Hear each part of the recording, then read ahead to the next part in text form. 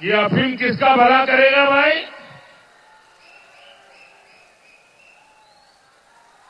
ये आपकी आने वाली पीढ़ियों को बर्बाद करेगा या नहीं करेगा? ये काला कारोबार सरकार के संरक्षण में चल रहा है।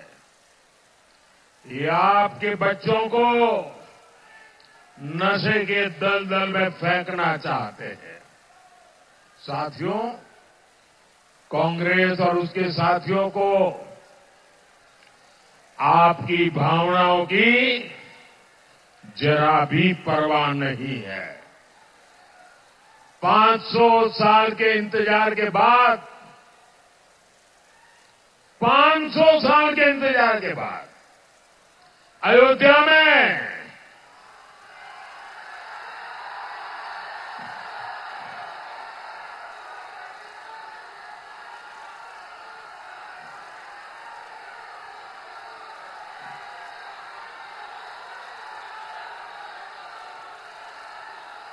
जय श्री राम।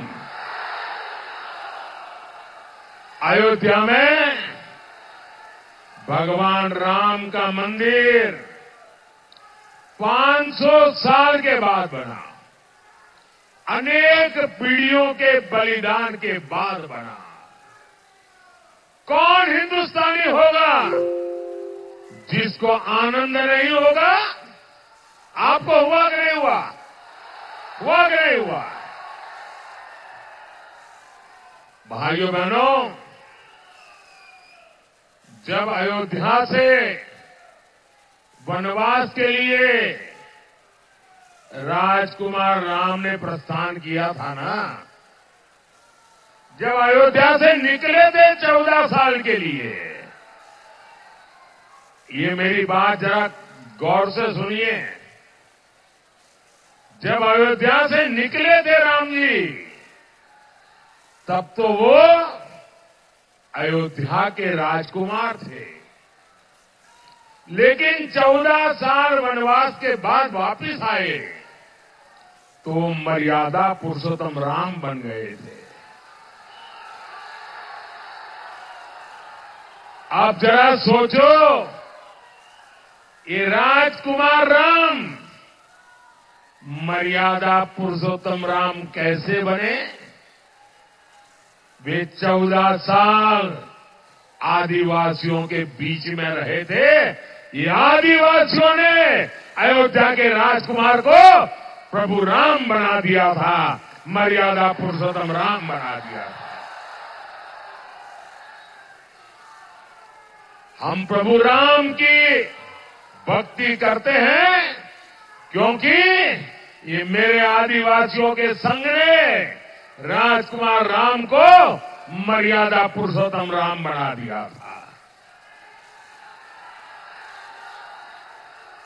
और इसलिए हम राम की तो पूजा करते हैं, लेकिन राम को प्रभु राम बनाने वाले आदिवासियों की भी पूजा करते हैं। लेकिन साथियों, कांग्रेस जामुओं और उसके सहयोगियों को आदिवासियों का हित, उनका गौरव बर्दाश्त नहीं होता। भारतीय जनता पार्टी ने एक आदिवासी बेटी को देश की राष्ट्रपति बनाया। द्रौपदी मुर्मू जी आपके यहां गवर्नर रह चुकी है, आप उनको भली भांति जानते हैं। वो आज देश की सर्वश्रेष्ठ पद पर है। देश की तीनों सेनाओं को वो कमांड करती है। मुझे बताइए भाइयों, एक आदिवासी बेटी को राष्ट्रपति किसने बनाया? किसने बनाया? किसने बनाया? किसने बनाया? किसने बनाया? मोदी ने नहीं बनाया, आपके एक वोट ने बनाया है। ये आपके वोट की ताकत है कि आपने मोदी को सेवा करने का मौका दिया, और ये आपके वोट की ताकत है कि द्रौपदी मुर्मू जी आज देश की राष्ट्रपति है। आप कहिए भैया, द्रौपदी मुर्मू जी का राष्ट्रपति बनना हम सबके लिए गर्व का विषय है कि नहीं है? आपको गर्व होता है कि नहीं होता है? अभिमान होता है कि नहीं होता है? लेकिन कांग्रेस और उसके साथी पहले दिन से आदिवासी बेटी द्रौपदी मुर्मू राष्ट्रपति बन गई, ये पचा नहीं पा रहे हैं, डगर डगर पर उनका अपमान करते हैं। जो ताजा घटना घटी है, ये घटना बहुत गंभीर है भाइयों, और इसलिए मुझे देशवासियों के सामने मेरी पीड़ा व्यक्त करना जरूरी है। भैया वो तस्वीर नीचे रख दो, आप नीचे बैठिए। तस्वीर नीचे रखो, आप भी नीचे बैठो, नीचे बैठिए आप। धन्यवाद। देशवासियों के सामने मैं मेरी पीड़ा व्यक्त करना चाहता हूं। हमें राष्ट्रपति का पद इतना महत्वपूर्ण होता है, गलती से भी उसको अपमानित नहीं करना चाहिए। लेकिन कांग्रेस पार्टी, जिसकी सोच 18वीं शताब्दी की सोच है, 18वीं शताब्दी की सोच है, पापी मन है। क्या हुआ मैं बताता हूं। अभी हमारी राष्ट्रपति जी अयोध्या प्रभु राम लला के दर्शन करने, वहां पूजा अर्चन करने गई थी, और पूजा अर्चन करके आई। ये कांग्रेस वालों की 18वीं शताब्दी की मानसिकता, विकृत मानसिकता, पापी मन, ये कह रहा है।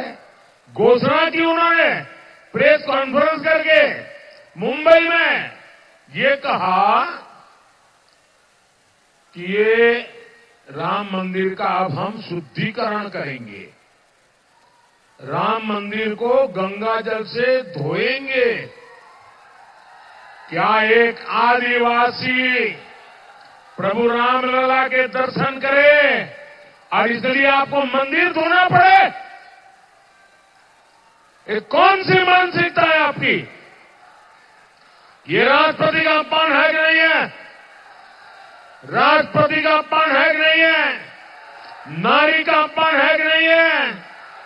हिंदुस्तान का अपमान है कि नहीं है? प्रभु राम का अपमान है कि नहीं है? राष्ट्रपति का अपमान है कि नहीं है? ऐसे लोगों को माफ कर सकते हैं क्या? कभी भी माफ कर सकते हैं क्या? हिंदुस्तान ऐसे लोगों को माफ कर सकता है क्या? भाइयों बहनों, ये कांग्रेस वाले लोग हैं, उन्हें सिर्फ आपसे वोट चाहिए, उनको आपके प्रति प्रेम नहीं है, वो आपको मनुष्य मानने को तैयार नहीं है। भाइयों, इतना बड़ा पाप उन्होंने किया, और इसलिए पीड़ा मैं देशवासियों के सामने रख रहा हूं। मुझे बताइए, ये लोग आपसे एक वोट पाने के हकदार है क्या? साथियों, कांग्रेस के शहजादे इन दिनों एक नया फॉर्मूला लेकर आए हैं। आपने सुना होगा, वो कह रहे हैं कि कांग्रेस आएगी तो आपकी संपत्ति की जांच करवाएगी, एक्सरे करेंगे, एक्सरे, और आपके पास कितनी जमीन है, माताओं बहनों के पास सोना चांदी गहने क्या है, ये सारा एक्सरे मशीन से खोजा जाएगा। आपकी संपत्ति भी, आपकी मेहनत की कमाई की संपत्ति भी आप अपने संतानों को नहीं दे पाएंगे। वो ऐसा कानून लाने वाले हैं, अगर आपके पास 10 एकड़ भूमि है तो आपके संतानों को 5 एकड़ ही दे पाएंगे। 5 एकड़ ये शाहजहां की सरकार लूट लेगी। आपके पास गांव में घर है और शहर में छोटा सा घर लिया, 2 घर है तो 1 गया। क्या आपकी मेहनत की कमाई आप किसी को लूटने देंगे क्या? किसी को लेने देंगे क्या? ये आपकी मेहनत की कमाई पर आपका हक है कि नहीं है? आपके बच्चों का हक है कि नहीं है? ये लूटना चाहते हैं और मोदी दीवार बन के खड़ा है।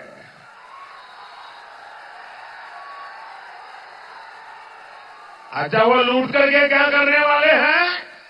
वो लूट करके उनकी वोट बैंक, आपको मालूम है उनकी वोट बैंक क्या है? ये सारी संपत्ति उनको बांट देंगे। भाइयों बहनों, ये संपत्ति पर पहला अधिकार किसका? तो डॉक्टर मनमोहन सिंह जी ने कहा था कि इस देश की संपत्ति पर पहला अधिकार मुसलमानों का है। मतलब ये सारी संपत्ति मुसलमानों को देने का वो निर्णय कर करके चल रहे हैं। भाइयों,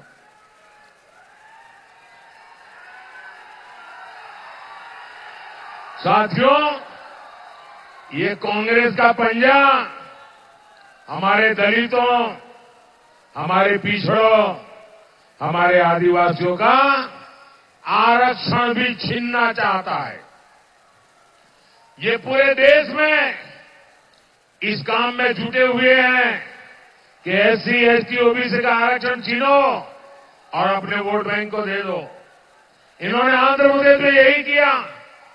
रातों रात सभी मुसलमानों को ओबीसी बना दिया और कर्नाटका में जो ओबीसी थे उनका हिस्सा लूट लिया। भाइयों बहनों, बाबा साहब आंबेडकर ने धर्म के आधार पर आरक्षण का विरोध किया था। धर्म के आधार पर आरक्षण को कोई सहमत नहीं था। सुप्रीम कोर्ट ने भी मना किया है। ये धर्म के नाम पर आरक्षण कर करके इस देश के एससी, एसटी, ओबीसी को मिला हुआ हक लूटना चाहते हैं।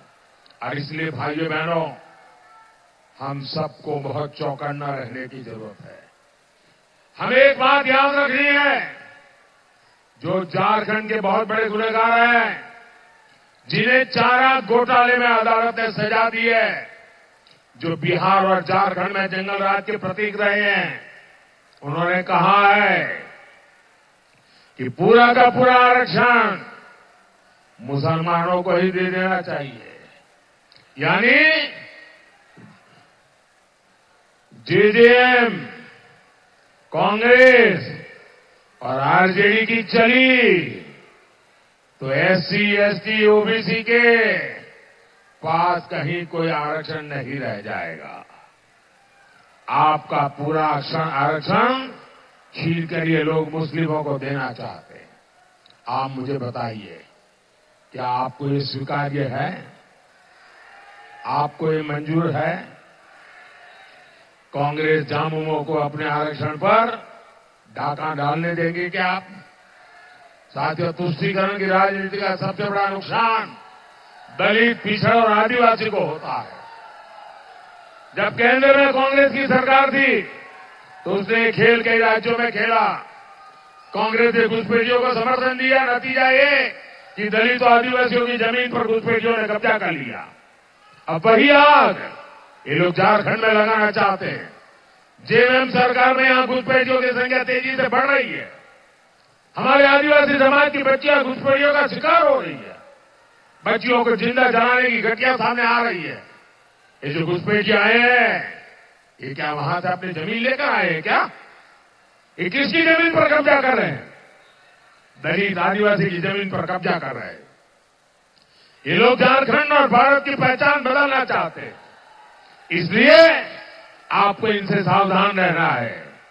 साथियों, 20 मई को आपका हर वोट झारखंड के लिए सुरक्षा का ढाल बनेगा। आपका वोट देश विरोधी ताकतों को रोक